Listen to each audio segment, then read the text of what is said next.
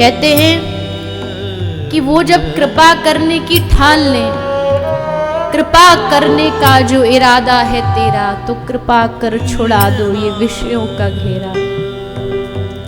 अगर तुमने कृपा करने की ठान ही ली है,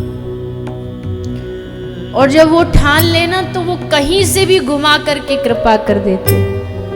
एक बार बरसाना में एक व्यक्ति आया, उसकी पत्नी मर गई थी, बड़ा उदास रहता था, पत्नी से बहुत प्रेम था।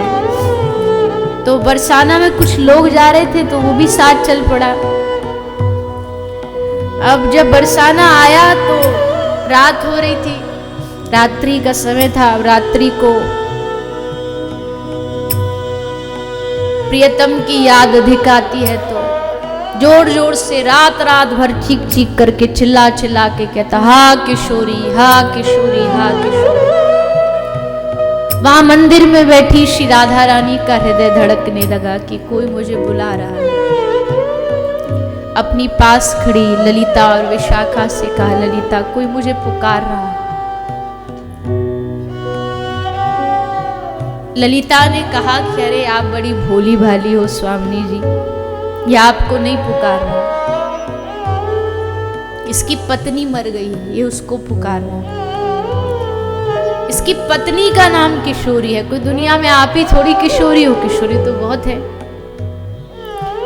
तब श्री राधा रानी ने ललिता को कहा कि इस दुनिया में चाहे कोई भी मेरे नाम का हो, लेकिन जहां इस सारे ब्रह्मांड में कोई राधा बोलेगा, कोई किशोरी बोलेगा, तो कोई आए ना आए, सबसे पहले मैं दौड़ी हुई जाऊं, मैं भागती हुई जाऊं, इसको लेकर के आओ।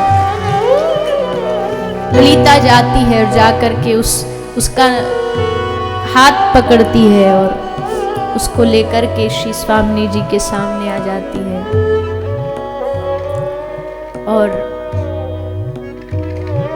जैसे राधा रानी ने उसको छुआ तो उसके सारे भाव जो पहले के थे वो खत्म हो गए और सचमुच वो श्री जी के प्रेमी बन गए। अली किशोरी नाम पड़ गया। और उसी दिन से बरसाना में श्री राधा रानी के चरणों में रोज रो रो करके राधा रानी को पुकारते थे, सुंदर सुंदर भाव गाते थे। आज भी उनके भाव पढ़ो तो हृदय एकदम गदगद हो जाता है। इसलिए जब वो कृपा करने की ठान ले तो कहीं से भी कृपा कर सकती है।